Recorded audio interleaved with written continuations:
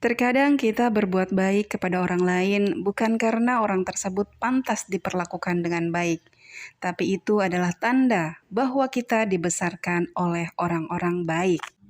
Halo, assalamualaikum Bu Ibu, Mbak-mbak, dan teteh-teteh yang cantik.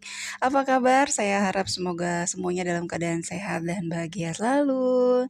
Terima kasih ya teman-teman sudah berkenan mampir di channel saya.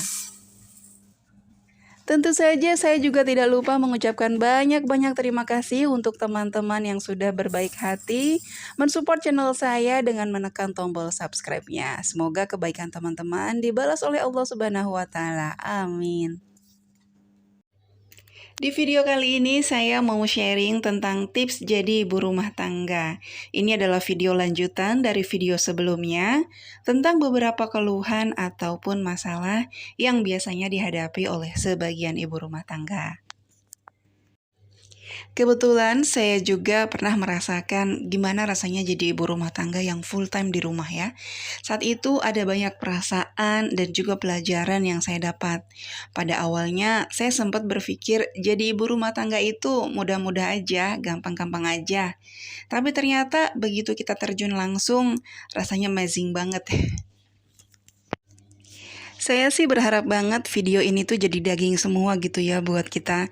Karena sebenarnya banyak banget ibu rumah tangga yang mungkin merasa terpuruk, terpojok, tertekan, dan lainnya.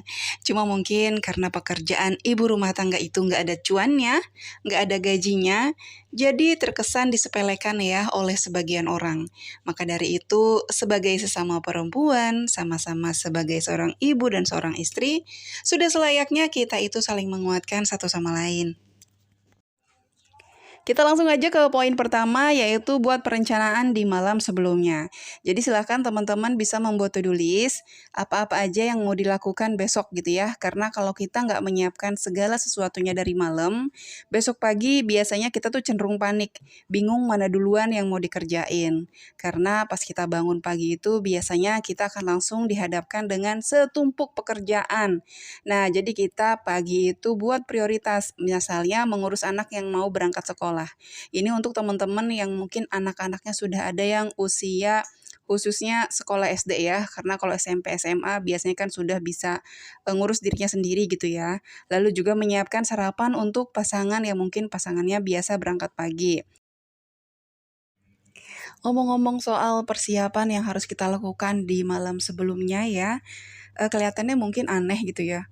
Kerjaan dilakukan tiap hari kok masih aja harus dilakukan persiapan. Jadi gini teman-teman, keadaan kita besok pagi itu nggak tahu bakal kayak gimana. Apa anak kecil kita itu akan anteng di pagi hari, atau mungkin dia nanti akan uring-uringan, rewel gitu. Jadi kalau kita udah melakukan persiapan di malam hari, minimal pekerjaan pagi itu nggak terlalu numpuk. Jadi sekiranya yang bisa pekerjaan yang bisa dicicil malam harinya misalnya kayak nyiapin seragam anak sekolah gitu ya udah disetrika, terus peralatan keperluan sekolahnya, terus bahan-bahan misalnya kalau kita mau bikin sarapan atau mau bawain bekal udah disiapkan sebelumnya, sayurannya udah dicuci, udah dikupas-kupas, udah dipotong-potong. Jadi nanti kita masak itu lebih cepat. Karena sebenarnya kan masak itu yang lama tuh persiapannya ya, bukan pas masaknya. Nah, jadi berharap bahwa ketika malam itu sudah rapi semua gitu ya, besok pagi tinggal sedikit lagi yang dikerjain gitu, kita juga tidur tuh akan lebih tenang karena ngerasa, oh kita udah siap gitu ngadepin besok pagi. Poin berikutnya yang ini termasuk penting banget kalau menurut saya, yaitu cuek dengan komentar miring.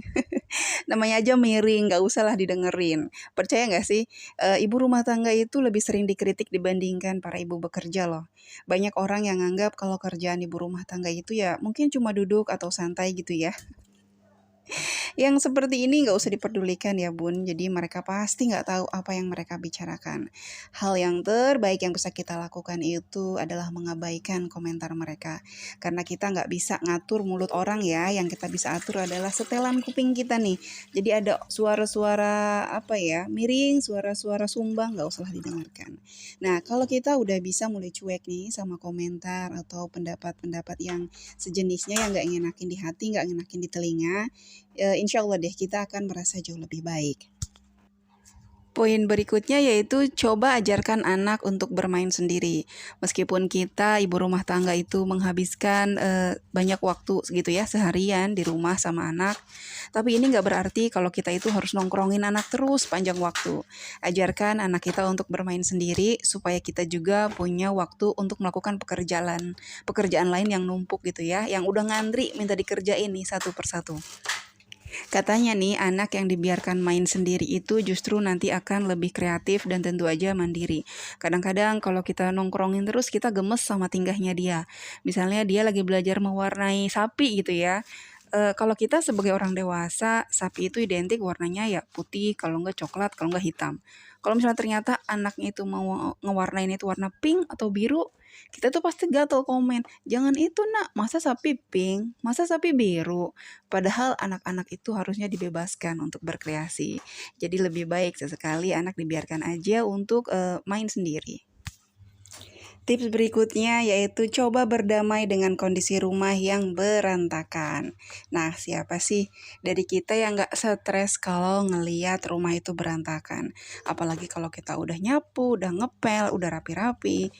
Beberapa menit kemudian si kecil beraksi ya kan? Semua berantakan, semua barang-barang ditumpahin, semua mainannya dikeluarin. Nah, namanya juga sepanjang hari di rumah ya, anak-anak otomatis lah bikin rumah berantakan. Jangan memaksakan diri untuk jadi ibu rumah tangga yang sempurna, karena itu nggak akan pernah kita capai. Berusaha aja kita untuk jadi ibu rumah tangga yang baik, ibu rumah tangga yang bahagia. Nggak perlu pasang standar yang terlalu tinggi di mana rumah harus tanpa celah, harus seestetik yang biasa kita lihat di IG ya, atau dilihat di foto-foto teman-teman kita di sebelah. Jadi nggak usah maksa juga, bisa bikin makanan yang dimasak sendiri. Kalau memang waktunya nggak ada, sesekali beli kan nggak apa-apa. Nah, ketika kita sebagai ibu rumah tangga bisa membereskan rumah dan masak sendiri, silahkan dilakukan. Tapi kalau memang nggak bisa, jangan terlalu dipermasalahkan. Tips berikutnya adalah coba deh keluar rumah. Nah, saat kita jadi ibu rumah tangga, sebaiknya kita nggak perlu nyiksa diri dengan terus-terusan berada di rumah. Kecuali memang ada tipe-tipe orang yang memang betah di rumah. Contohnya seperti saya memang betah di rumah. Dan saya merasa baik-baik aja walaupun seharian saya di rumah. Saya tuh keluar bisa dihitung jari ya, misalnya ngantar anak sekolah, ngantar anak ngaji, ke warung atau ke pasar. Selain itu, saya nggak pernah nongkrong-nongkrong di luar, kayak misalnya duduk di depan rumah atau lagi duduk di depan rumah tetangga. Sesekali iya, kayak misalnya kita dari warung ketemu tetangga ngobrol gitu. Tapi kalau sengaja gitu ya, sore hari habis mandiin anak kita bawa keluar, untuk itu saya belum pernah. Bukannya saya nggak mau bersosialisasi atau bagaimana ya, karena saya hanya ada satu poin yang saya jaga, ada satu ini karena keseringannya gitu biasanya. Ini nggak semua lingkungan seperti itu ya. Biasanya kalau terlalu lama ngobrol, terlalu banyak bicara, nanti khawatirnya ada kata-kata yang apa ya, yang bikin luka di hati orang-orang ataupun bahkan telinga kita gitu yang luka. Karena kadang-kadang ketika kita jadi ibu rumah tangga, banyak ngobrol, nanti ada aja deh kata-kata yang mungkin bikin hati kita itu agak sakit gitu ya, ngedengar komentar-komentar yang justru keluar itu dari mulut para ibu rumah tangga juga. Tapi sekarang setelah saya bekerja gitu ya, sore hari kan saya sampai rumah udah hampir maghrib. Itu udah pasti saya udah nggak bisa keluar rumah lagi. Tapi biasanya Sabtu Minggu gitu ya saat saya libur, sesekali saya keluar rumah. Tapi itu pun hanya sebentar aja, hanya untuk menyapa para tetangga yang memang biasa untuk kumpul-kumpul gitu ya, ngobrol, main-main di situ sore hari. Tapi tetap poin itu saya jaga, saya berusaha untuk nggak membicarakan siapapun gitu ya. Jadi kita sebatas keluar ngobrol, biasanya sih saya bahas anak-anak aja.